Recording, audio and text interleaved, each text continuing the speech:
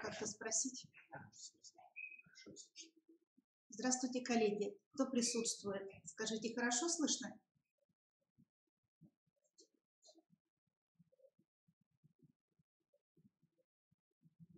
Да.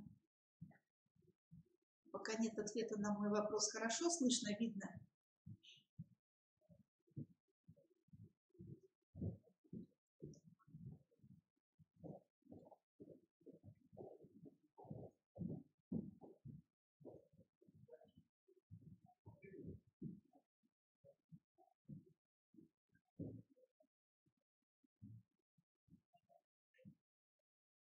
Так, ага. Да, хорошо слышно. Тогда мы начинаем.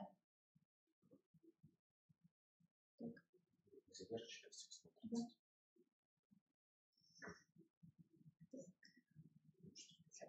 Так, что я должна включить? Подождите. Пока слайды. А вот это, да, я включаю? Так, и сначала, да? Так, все тогда. Начинаем. Спасибо.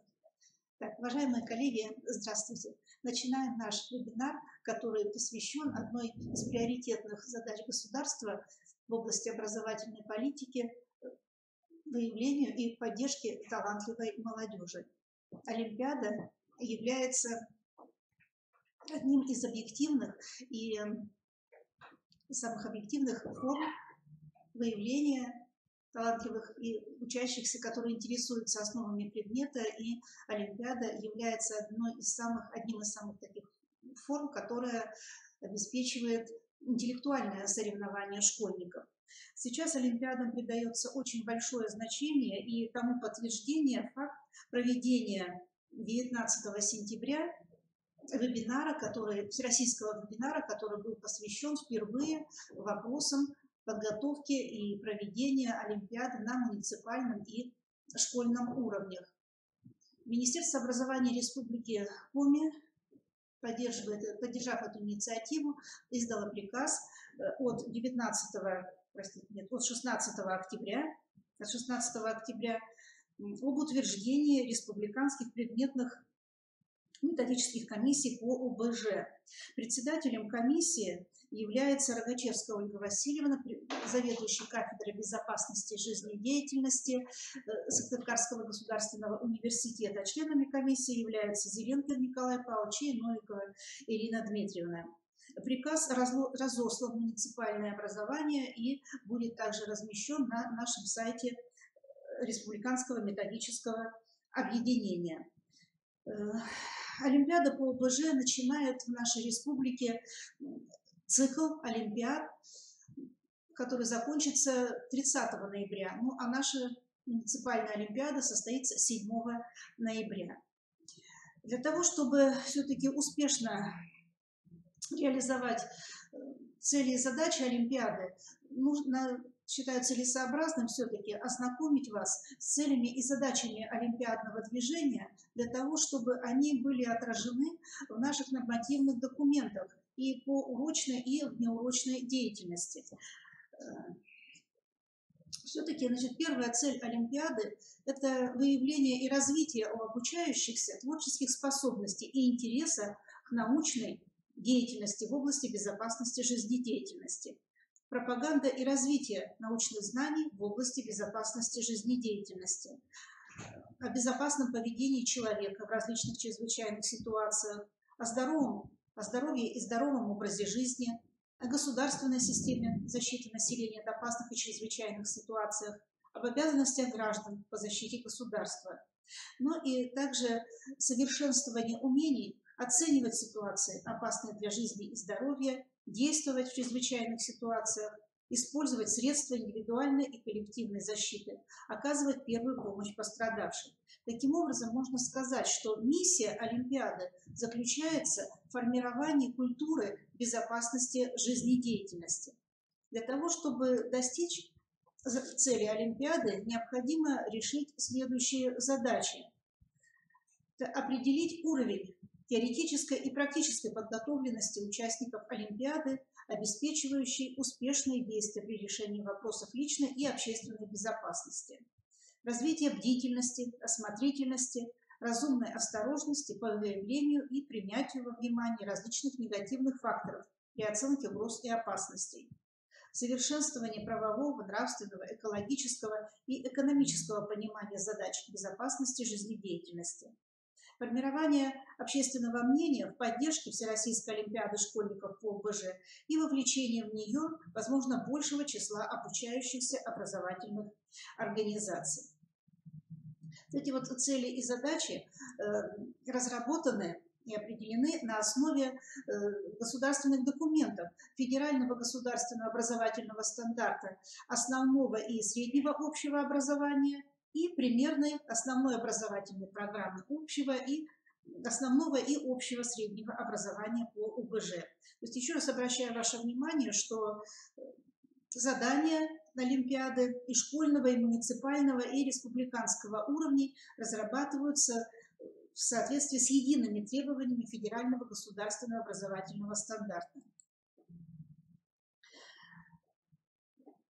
Участники Олимпиады объединяются в 4 возрастные группы, начиная с 5 класса и завершая 11 классом. Но нужно сказать, что и в начальной школе также дети изучают основы безопасности жизнедеятельности и также принимают участие в интеллектуальных соревнованиях. В школьном этапе Олимпиады принимают учащиеся с 5 по 11 класс. Чем старше возрастная группа, тем больше уровней Олимпиады дети проходят. Например, учащиеся, начиная с 7 класса, включаются уже в муниципальный этап Олимпиады, а учащиеся с 9 класса по 11 класс принимают участие как в теоретических, так и практических турах Олимпиады. Практических, так и в теоретических турах Олимпиады. На установочном вебинаре было указано, что учащиеся 7-8 класса, самые лучшие учащиеся, тоже могут принимать участие в муниципальном этапе и могут быть допущены к выполнению практического тура. Муниципальный и республиканский этапы Олимпиады состоят из 2 туров. Первого тура теоретического, который определяет уровень подготовки участников Олимпиады в плане теоретической, и второй тур практический. Нужно сказать, что однозначного подхода к выполнению практического тура до сих пор еще этот подход не выработан, он отсутствует. Ну, например, председатель Центральной предметно-методической комиссии по ОБЖ в своем установочном вебинаре говорит нам примерно следующее, что если практический тур организуется с учетом материально-технической базы данного муниципального образования, то есть единого перечня заданий для всех субъектов федерации нет. Ну, далее, например, рекомендуется при проведении муниципального этапа учитывать сетевое сотрудничество для того, чтобы на базе какого-то образовательного учреждения создать единую материальную базу для проведения практического тура. В случае отсутствия роботов-тренажеров для имитации оказания первой медицинской помощи допустимо использование статистов. Такой вопрос возникал. Сколько дней проводится муниципальный этап Олимпиады? Он может проводиться как в один день, так и в 2 дня, в зависимости от возможностей муниципального образования. Ну, например, в городских школах, где дети обучаются в 2 смены, режим проведения Олимпиады в 1 день, конечно же, очень затруднителен. Поэтому в соответствии с программой реализации муниципального этапа Олимпиады можно запланировать, что первый день проходит теоретический тур, во второй день проходит практический тур. Или в одной школе, или этот практический тур может быть проведен на базе другого совершенно образовательного учреждения. Задания, которые учащиеся выполняют, также соответствуют программным требованиям. Нужно сказать, что задания по основам военной службы выполняют учащиеся 10-11 классов, но не возбраняется, если к выполнению этих заданий подключатся и учащиеся младших возрастных групп. Большое значение имеет качество заданий. Тенденция наблюдается следующая, что задания разрабатываются с учетом ряда особенностей. Во-первых, так как сама Олимпиада разрабатывается с учетом примерной образовательной программы, то задания разрабатываются на базовом уровне содержания с учетом блока «Выпускник научится» и «Выпускник имеет возможность научиться». Далее, задания ориентированы как на знаниевый компонент, так и на деятельностный компонент содержания образования по ОБЖ. Обращаю ваше внимание, что ряд заданий имеет междисциплинарный характер и связаны с такими предметами, учебными предметами, как биология, география, физика, химия, обществознание. Это нужно учитывать при подготовке участников Олимпиады. Далее, задания все представлены на высоком или повышенном уровнях сложности. Это тоже нужно иметь в виду, что заданий, тестовых заданий очень мало, и они относятся только к тестовому блоку. Определяется не только уровень сформированности предметных результатов обучения, но и степень овладения универсальными учебными действиями. В соответствии с федеральным государственным стандартом образования результатами обучения мы определяем предметные результаты, личностные результаты и метапредметные результаты обучения. Таким образом, задания полностью соответствуют федеральным государственным образовательным требованиям. Содержание заданий разрабатывается в полном соответствии с содержанием примерной образовательной программы и объединены задания в следующие тематические линии. Первая линия – обеспечение личной безопасности в повседневной жизни. Вторая линия – обеспечение личной безопасности в чрезвычайных ситуациях. Третья тематическая линия – государственная система обеспечения безопасности населения. И четвертая тематическая линия – основы обороны государства и воинская обязанность. То есть все вот эти 4 тематических линии, 4 блока четко отражены в примерной образовательной программе учебного предмета. Предметные результаты обучения предлагаются на 2 уровнях или объединены в 2 блока. Блок «Выпускник научится» и блок «Выпускник получит возможность научиться». Но нужно сказать, что и в старой программе тоже часть предметного содержания была выделена курсивом. Блок «Выпускник научится» содержит круг учебных задач, построенных на опорном, то есть на базовом учебном материале. Этим материалом, в принципе, ученики должны овладеть. Часть заданий строится на требованиях «Выпускник получит возможность научиться». Эти требования расширяют и углубляют понимание опорного учебного материала или носят пропедевтический характер. Этот уровень достижений могут выполнять учащиеся мотивированные и наиболее одаренные в данной предметной области ОБЖ. Нужно сказать, что очень большое значение придается такому метапредметному результату обучения, как умение работать с информацией. Задания, ученики, выполняя олимпиадные задания, порой демонстрируют непонимание того, что от них требуется. То есть не могут прочитать само задание, выявить главное, и отсюда ответ формулируют, составляют неправильный. Часть заданий содержит тексты, которые подлежат анализу, интерпретации, и на основе интерпретации какой-то информации необходимо предоставить ответы. Конечно же, очень важно представлять информацию в сжатой словесной форме, в виде плана или тезисов. Развернутый ответ предлагается в наглядно-символической форме. Учащиеся заполняют таблицы, составляют графические схемы, диаграммы. или заполняет уже готовые схемы. Задания ориентированы на познавательные, универсальные учебные действия, в которые входят умение определять понятия. Вот довольно-таки распространенные, широко распространенные задания составить из отрывков определения какое-то определенное понятие.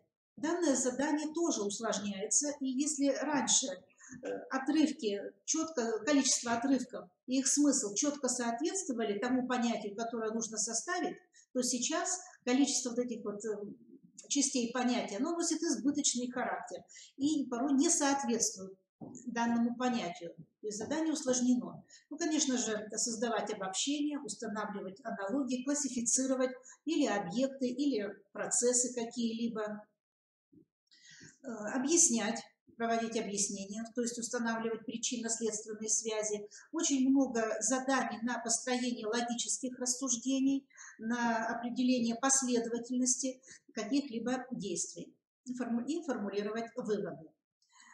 Далее, коммуникативные универсальные учебные действия.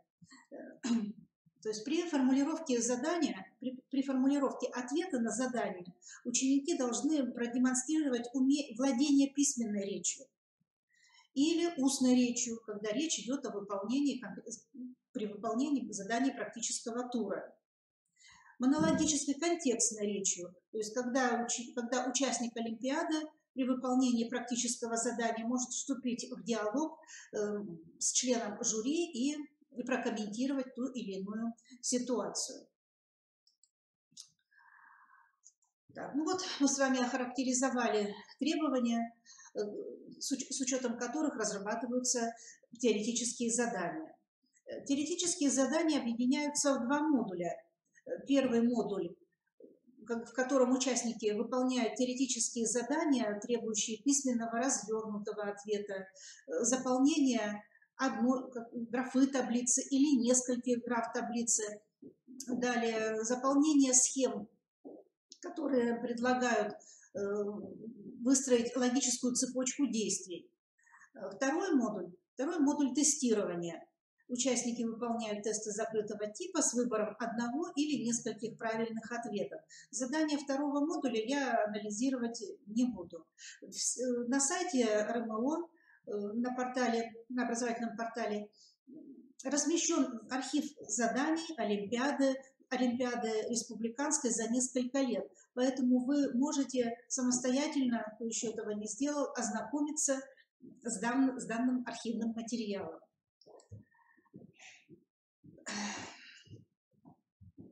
Уже несколько лет правильность оценивания выполненных заданий проводится целыми числами. Ну а когда-то, около 10 лет тому назад, задания оценивались 0,5, делились на 2, что, конечно же, затрудняло подсчет итогов Олимпиады. Оценка выполнения участников задания не может быть отрицательной. Минимальная оценка выставляется 0 баллов. Это особенно касается таких заданий, как определение нескольких возможных правильных ответов. Иногда ученики делают таким образом: мол, я напишу все ответы подряд, например, из этих 5 каких-то 2 или 3 будут выполнены правильные, но мне тогда поставят 2 или 3 балла. Значит, сейчас четко сказано о том, что если ученик выбирает избыточное количество ответов, то он за этот ответ набирает 0 баллов, даже несмотря на то, что там были перечислены и правильные ответы. Также 0 баллов выставляется за выполнение практического задания, в котором нарушена логическая последовательность действий, следствием которого является или гибель пострадавшего, или создается угроза для жизни спасателя. В итоге общий результат определяется путем простого сложения баллов за теоретические и практические туры, и в итоге общее количество баллов 200. Значит, за муниципальный этап предлагается 200 баллов. 100 баллов за теоретический тур и 100 баллов за практический тур. Обращаю ваше внимание на 6-ю позицию.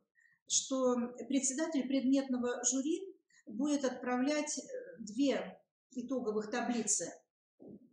Первая итоговая таблица, которая выполнена в формате Excel, в программе Excel, она будет фиксировать, как выполнили учащиеся задания, и будет определен таким образом средний балл выполнения задания. Вот эту таблицу итоговую в формате Excel вы будете отправлять на электронный адрес Новиковой. А организатору Олимпиады вы будете, как и это было раньше, отправлять рейтинговые таблицы участников Олимпиады. Но если вы мне пришлете эту рейтинговую таблицу, тоже ничего страшного не будет. Но первую таблицу в формате Excel мне пришлите обязательно, и очень вас прошу.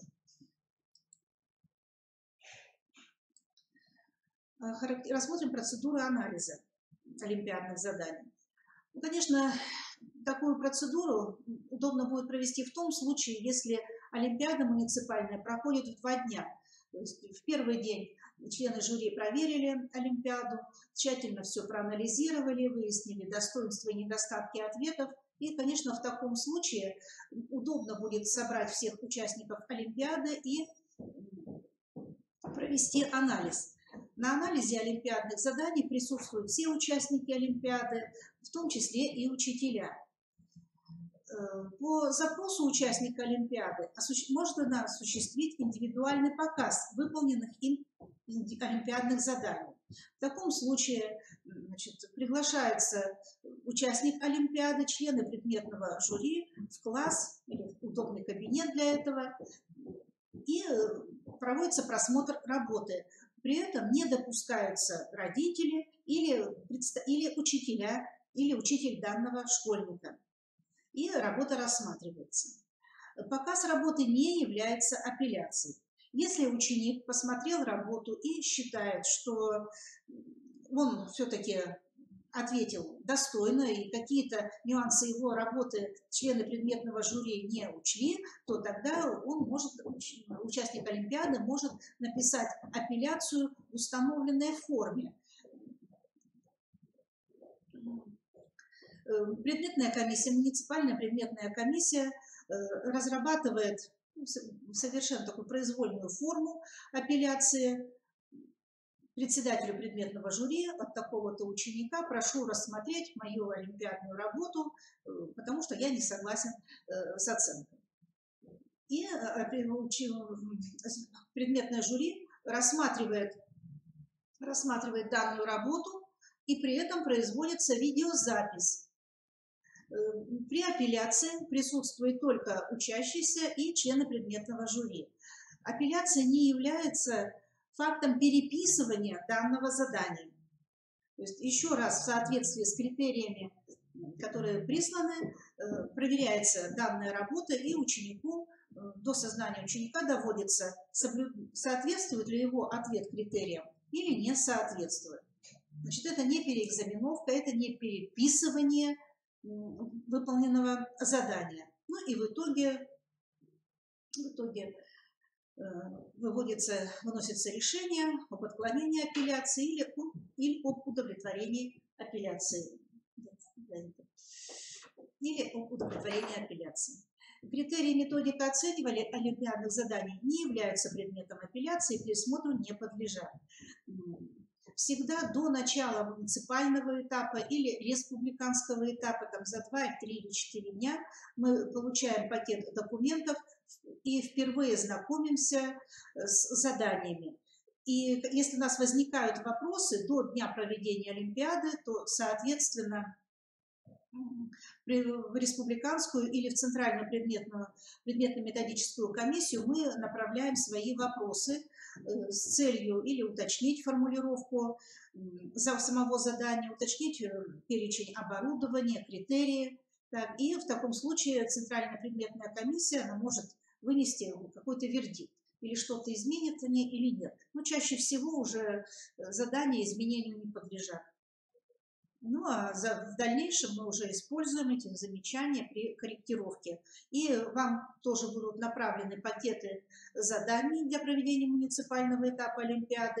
Там указан мой электронный адрес, и вы можете направить вопросы или замечания как можно быстрее, если такие возникнут, или организатору Олимпиады, или непосредственно Новиковой на электронный адрес. Так, ну, по-моему, здесь я уже все перечислила нюансы, которые касаются организационных вопросов. Так, теперь перейдем к анализу выполнения теоретических заданий участниками средней возрастной группы за 2016-2017 года.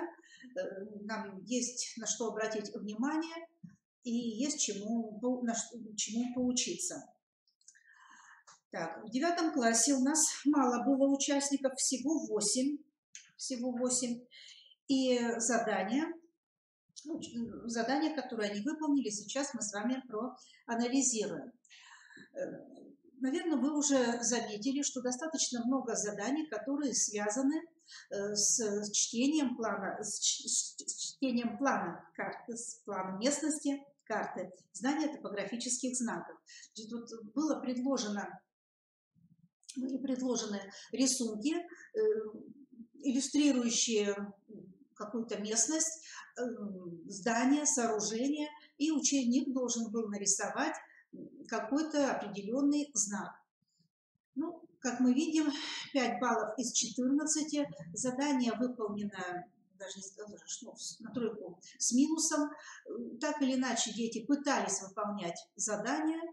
Один ученик вообще не приступил к выполнению задания. Задание междисциплинарного характера. В курсе географии ученики рассматривают топографические знаки. Задание носило углубленный характер. Самое сложное задание, которое было, это задание определения положения пострадавшего при транспортировке в зависимости от вида травмы. Это углубленный уровень, задание высокого уровня сложности, нужно было оформить таблицу. Я бы даже сказала, что это задание для 9 класса вообще было самым-самым сложным. Его вполне можно было бы перенести и в 10-11 класс. Мы видим, что большое количество учащихся не справились с заданием, и нужно обратить внимание на причинно-следственные связи. То есть почему мы оказываем помощь, почему мы эту помощь оказываем? Необходимо привлечь знания по анатомии и физиологии. Следующее задание тоже касалось первой медицинской помощи при переохлаждении организма. Это было задание повышенного уровня сложности, потому что нужно было выбрать из нескольких вариантов правильные ответы. Задание базового уровня, но ответ также удовлетворительный. Количество баллов небольшое.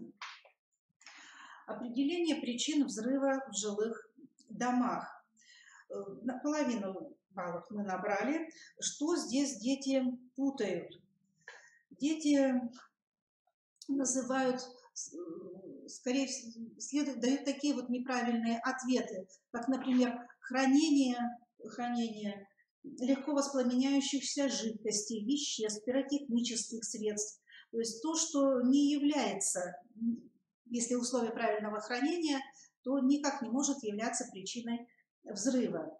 Также писали неаккуратное обращение с электроприборами, их неисправность, короткое замыкание.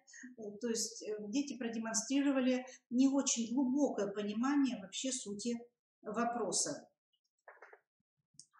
Определение последствий опасных ситуаций в быту. Несмотря на то, что это задание было высокого уровня сложности, так выполнили его учащиеся хорошо. Задание базового уровня отработано почти что на отлично. Так, хорошо выполнено задание на установление логической последовательности.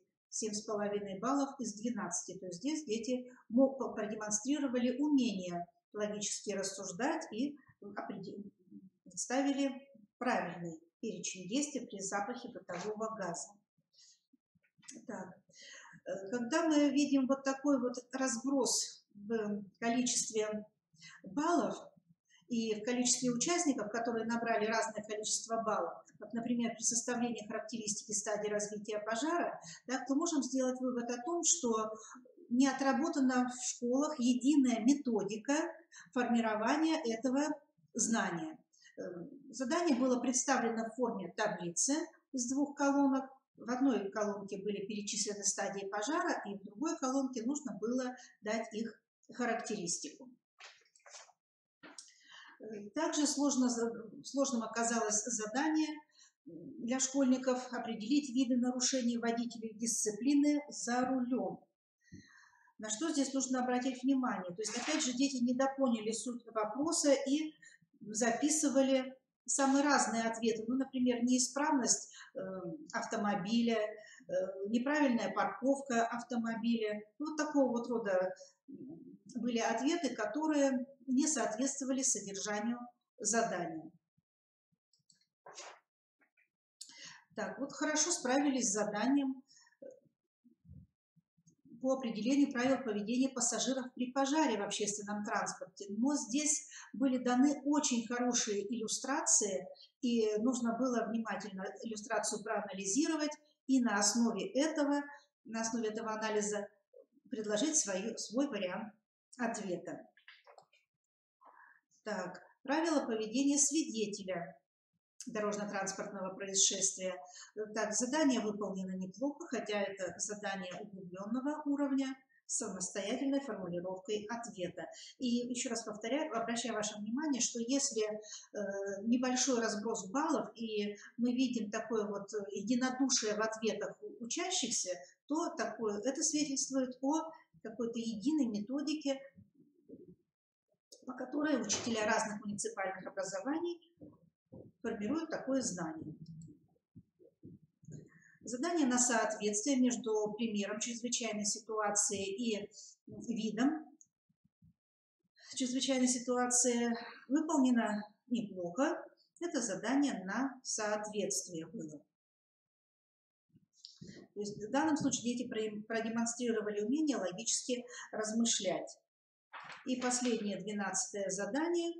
Определение действий при извержении вулкана или при заблаговременном оповещении населения об извержении. Были предложены иллюстрации, которые иллюстрировали действия при заблаговременном извещении об извержении вулкана и самом извержении. Но здесь мы видим, в данном случае некоторые учащиеся не смогли определить по рисункам или вспомнить правила поведения, что необходимо накрыть, например, источник воды чем-то, чтобы предотвратить попадание вулканического пепла, и накрыть приборы, телевизор, телефоны, часы тоже закрыть для того, чтобы в них не попал вулканический пепел. Вот 12 заданий теоретических было выполнено. Что мы получаем теперь в итоге? Ну, вы даже уже, просматривая средний балл, обратили внимание на то, что какие-то задания выполнены лучше, какие-то хуже. Сейчас мы посмотрим, сравним ответы эталонные и ответы наших олимпийцев. Вот. Синим цветом показан эталон ответа, красным цветом показан то количество баллов среднее, которое набрали наши обучающиеся, наши олимпийцы.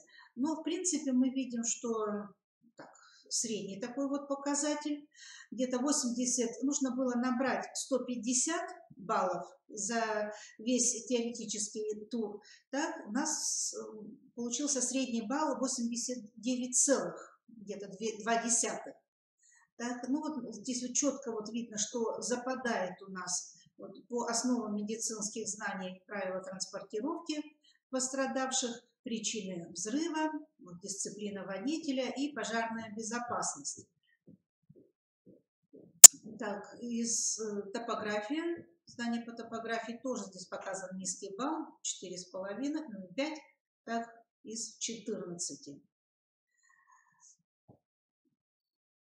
Так, посмотрим, что у нас получается в старшей возрастной группе, 10-11 класс, 22 ученика. Нужно сказать, что старшеклассники продемонстрировали довольно-таки часто, к сожалению, часто демонстрировали низкий средний балл из предлагаемых возможных. И вот на первом месте мы видим очень сложное задание по оказанию первой медицинской помощи при сдавливании конечности, которое состояло из 3 частей А, Б, В. И олимпийцы должны были указать письменно, что нужно делать до прибытия спасателей, при освобождении конечности и после освобождения конечности. Один человек набрал самое большее 5 баллов из 9. Составление понятия иммунитет. Ну, то есть как раз это задание довольно-таки часто встречается. Многие его хорошо выполнили. Посмотрите, 10 человек. Только один человек вот из 22, он впервые встретился с заданием такого рода. Положительных ответов было бы больше, если бы олимпийцы не забыли написать термин. Я думаю, что кто-то просто забыл написать термин, а кто-то невнимательно прочитал и не определил, что это за термин. 5 человек частично выполнили задание, то есть они, может быть, нелогично выстроили это определение или не все части определения использовали. Итак, здесь мы видим задание, которое требует составления понятия из частей. И я сразу переключусь на 12-е задание, которое, наоборот, требовало определить части понятия «воинская обязанность». Само понятие «воинская обязанность» в задании не формулировалось. Ребенок должен был помнить, что это за понятие, и отсюда выделить основные части этого понятия. Ну, самое большее количество баллов, это 4, набрали 2 человека. 5 разброс баллов. Ну и можно предположить, что учителя такого рода задания еще не использовали при организации текущего или промежуточного контроля. Средний балл всего 1,5 из 6. 6 человек не справились с заданием, то есть вообще писали, что на ум взбредет в связи с воинской обязанностью. Задание о признаках приближающегося цунами. Ну, конечно, шестиклассник бы выполнил это задание с радостью и получил бы 5.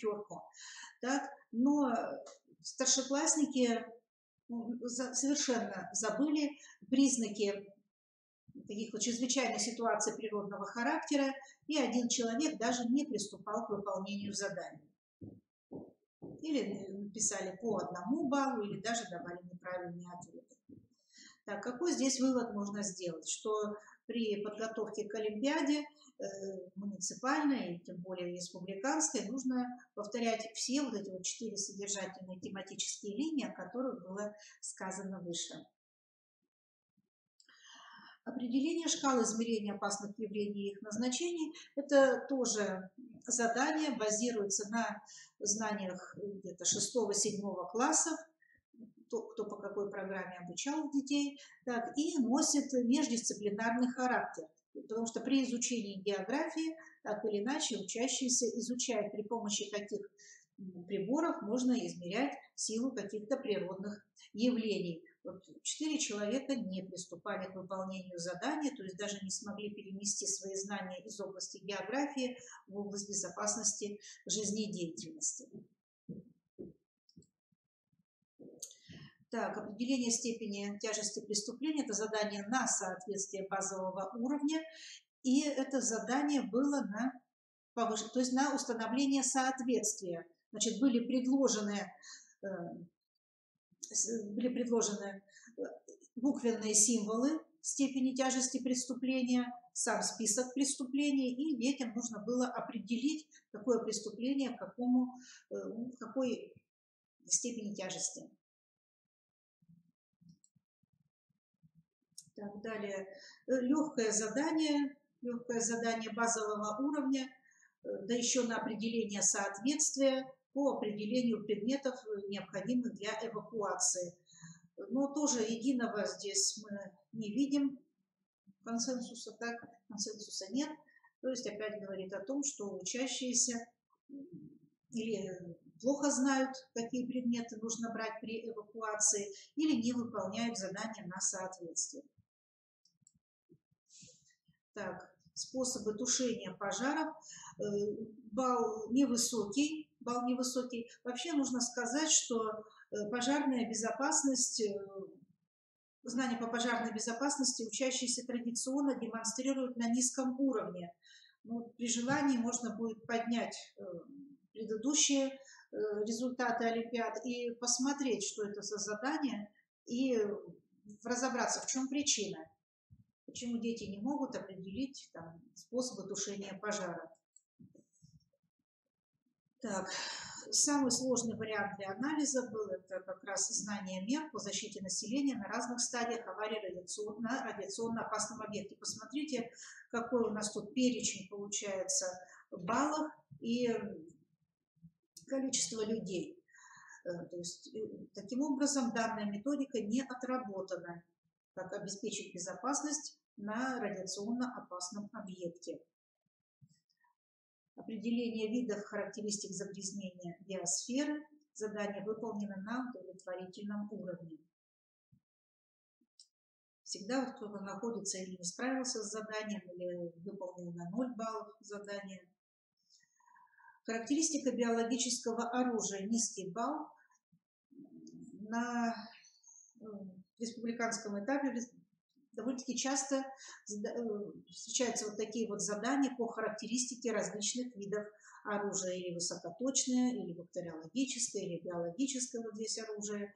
Так, вообще нужно сказать, что традиционно у нас задания по основам военной службы и обороны государства выполняются на низком уровне. Некоторые говорят о том, ссылаются на то, что учащиеся 10 класса еще не изучали основы военной службы, но ниже мы попытаемся все-таки найти какие-то способы, пути, как добиться, чтобы учащиеся 10 класса тоже демонстрировали более или менее удовлетворительные итоги при выполнении заданий. Камень преткновения – это установление воинского звания в зависимости от должности. Затем, вспомните, задания были определение воинских званий, сопоставление воинских званий в наземно-воздушных войсках и военно-морском флоте. Вот это вот, так как западают всегда вот эти вот задания, ответы очень низкие, то, наверное, все-таки нужно взять их на вооружение и отработать, чтобы балл повысить знания учащихся. Так, а 12-е задание мы с вами уже рассмотрели. Это было задание определить, из каких частей состоит понятие воинское звание. Так, посмотрим, что получается в итоге, какая линейка. Эталон синим цветом, красным цветом участники. Вот по сравнению с 9 классом столбики вот этого красного цвета, они меньше, короче, чем у девятиклассников.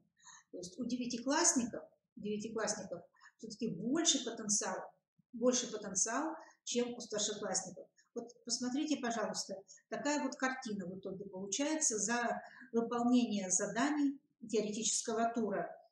150 баллов нужно было набрать. Девятиклассники в среднем набрали 89,3 балла, а старшеклассники всего 62,6 балла. Вот такая вот неинтересная картина получается. Хотя при подведении итогов было сказано о том, что мы впервые перешагнули рубеж в 200 баллов. На республике нужно было набрать за 2 тура 300 баллов. Мы перешли черту 200 баллов впервые в прошлом году, и количество составило 225 баллов. Но с такими баллами, как выясняется, на Россию попасть очень трудно. Давайте дальше будем стремиться к тому, чтобы набрать 250 баллов, 270 баллов. И наши учащиеся попали на всероссийский уровень, для того, чтобы хоть не победить, но поучаствовать в таких вот прекрасных соревнованиях. Какие можно дать методические рекомендации? Конечно, говорить о том, что вот предмет ОБЖ всего лишь один раз в неделю, что, мол, сделаешь за один час в неделю. Но не будем забывать о том, что по базовому плану изучаются и другие предметы, например, и искусство, и биология в старших классах там по 1 часу идет, по 2, и география изучается 1 час, но тем не менее участники по этим предметам получают более высшие баллы, чем мы с вами. С чего все начнем? Давайте посмотрим. То есть я предлагаю в соответствии с новым стандартом, в соответствии с новой примерно образовательной программой по предмету, в первую очередь пересмотреть цель урока. До сих пор цель урока определяется таким образом: дать знания о чем-то. Дать знания. Или, например, это будет рассказать о стадиях пожара, показать фильм о терроризме. Вот это цель урока. То есть такая цель, она не отражает деятельности самих учащихся, и такая цель урока не обеспечивает в первую очередь развитие обучающихся, формирование научных понятий по безопасности жизнедеятельности. Какие сейчас имеются, будем так говорить, что ли, клише? Какие есть клише? Ну, например, цель урока звучит: создать условия. Создать условия, ну, вот большая такая вот глобальная цель, создать условия для формирования культуры безопасного поведения на общественном транспорте. Допустим, это глобальная такая цель нескольких уроков. Цель может звучать таким вот образом, как создать условия для формирования предметных результатов обучения о приборах и шкалах измерения силы опасных явлений. Ну вот, допустим, 2 или 3 предметных результата на урок достаточно, и таким образом вы будете создавать условия для того, чтобы сформировать знания о приборах. А не будете просто давать лекционным образом знания. То есть вот эта вот цель урока, она устарела, ее ни в коем случае нельзя использовать. Ну и к предметным результатам обучения вы добавляете какие-либо метапредметные результаты обучения по одному из каждого вида, ну, те, которые будут в приоритете. Вот нужно начать в первую очередь с цели урока. Если вы не соглашаетесь, то потом мы с вами побеседуем, вы мне зададите вопросы. Далее, шире использовать принцип межпредметных связей, так, и использовать ту возможность, ту материально-техническую базу предметов география, биология, химия, физика, обществознание, которая имеется. Особенно по географии, по биологии. По географии мы берем карты, атласы, по биологии каких только средств обучения из кабинета биологии мы можем взять.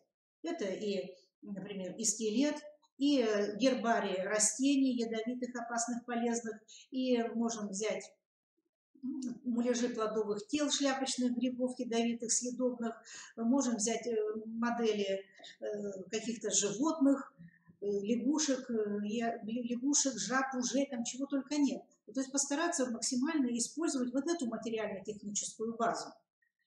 И, конечно же, включать это в свои уроки. Далее, вот изучение основ военной службы. Ну, конечно, это будет урочная деятельность.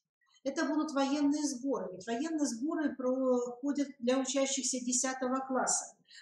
Попытайтесь тогда включить вопросы, которые упоминаются в олимпиадах за разные годы, вот в эту тематику военных сборов, или разработать, не то что или разработать, а нужно обязательно разрабатывать программу внеурочной деятельности с включением подготовки учащихся к олимпиаде, или разработать программу индивидуальных занятий с каким-то особо одаренным ребенком в области основ безопасности жизнедеятельности и построить для него вот эту вот индивидуальную образовательную траекторию. Когда смотришь портфолио учителей по ОБЖ или вот присылают учителя ОБЖ опять же, портфолио для получения денежного поощрения за свою деятельность. Но, к сожалению, становится обидно за вас, коллеги, потому что до такой степени скудные портфолио, что никакая внеурочная деятельность там не отражена, нет индивидуальных занятий. Ну и, конечно же, это урочная деятельность. То есть изучение основ военной службы можно пересмотреть и наполнить не только вот урочную деятельность, но и внеурочную деятельность. Так, далее. Организация контроля знаний. Организация контроля знаний. Во-первых, и сам стандарт требует, и многочисленные подходы к организации, и промежуточного контроля, итогового контроля, текущего, требуют разнообразить задания по степени сложности и характеру выполнения. Простите. На нашем сайте республиканском для учителей ОБЖ расположена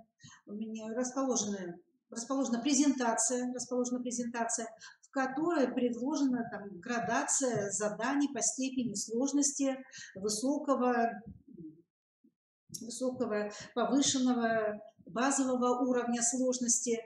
Предложены разные принципы построения тестовых заданий для того, чтобы именно проверять у учащихся не просто какое-то фактическое знание, там, понятие или да, нет, а чтобы у ученика развивалось логическое мышление. Так. В примерной образовательной программе сказано напрямую, что в материалы текущего контроля и так далее необходимо включать задания более повышенного уровня сложности, содержания из категории «выпускник получит возможность научиться». Тогда мы будем иметь возможность выявить динамику роста численности наиболее подготовленных обучающихся, так, и продемонстрировать овладение школьником более высоким уровнем достижений по сравнению с базовым. Так. Повысить уровень требований к оформлению ответа. Ну, первое, учить и понимать текст, это не относится к уровню ответа, но, тем не менее, от этого все и начинается. И вот до муниципального этапа у нас остается совершенно немножко времени. Так вот, я рекомендую, чтобы вы какой-то один день из подготовки к следующей Олимпиаде именно поработали с учеником на понимание им текста, определение главного, определение вопроса. Также очень важно, чтобы ученик грамотно, четко и разборчиво писал ответ. Ну, к сожалению, многие ответы написаны очень неразборчиво, да еще учащиеся сокращают слова. Вот скажите, что слова сокращать не нужно. И, например, для того, чтобы текст был конкретный, четкий, конечно же, нужно писать краткие предложения. Не нужно сложно подчиненных предложений с причастными и депричастными оборотами. Четко и ясно.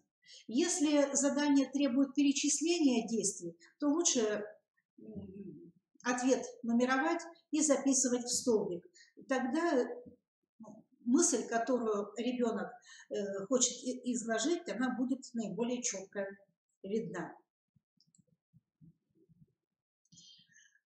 Так, необходимо разработать программу внеурочной деятельности. Вообще программа внеурочной деятельности, она ведется по нескольким направлениям, и программа внеурочной работы школы, она составлена по этим же направлениям. И, конечно, вот включить в эту программу выполнение задания по выполнению программу по выполнению олимпиадных заданий по ОБЖ. Это может быть факультатив, это может быть элективный курс, как угодно. Но, тем не менее, такой вид неурочной деятельности он должен быть. Или разработать программу индивидуальной подготовки к Олимпиаде. Ведь нам очень важно сохранить вот эту преемственность участия, начиная там с 5, 6, 7, 8 класса и далее до 11 класса. Такой ученик будет обладать большим и знаниевым, и практическим потенциалом. И такой ученик, он будет более уже конкретно сориентирован в области своей будущей профессиональной деятельности. Это очень приятно, когда из года в год видишь одних и тех же учащихся, ну, видишь их порой в 10 классе, а в 11 классе не видно их, ушли дети готовиться к другому предмету. И то, что вот порой нету такой вот преемственности, мы наблюдаем, что когда в 11 классе ученик какой-то вид заданий совершенно не выполняет, может быть, не только потому, что он не знает этого ответа, а просто никогда не выполнял такого задания и не понимает, что от него нужно. Я не характеризовала здесь практическую часть Олимпиады. Если это необходимо будет, то перед республиканским туром мы еще тогда проведем семинар, который будет посвящен практическому этапу более подробно.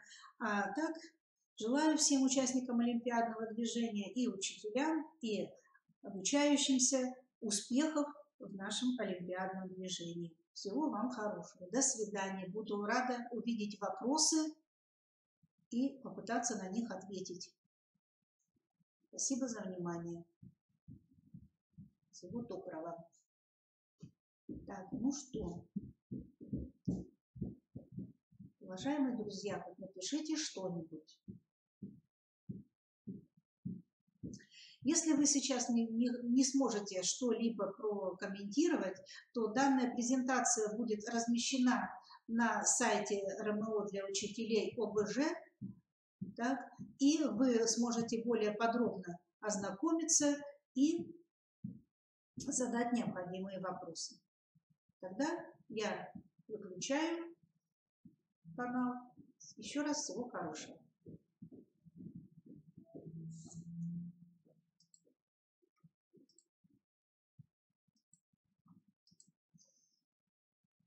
Так, вопросов у нас нет. Шейха, спасибо.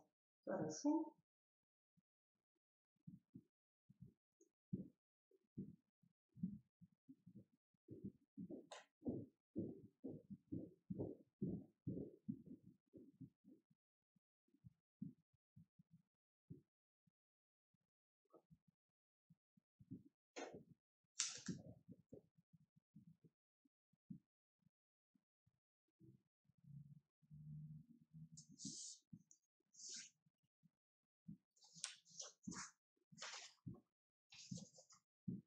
Ну, так, час.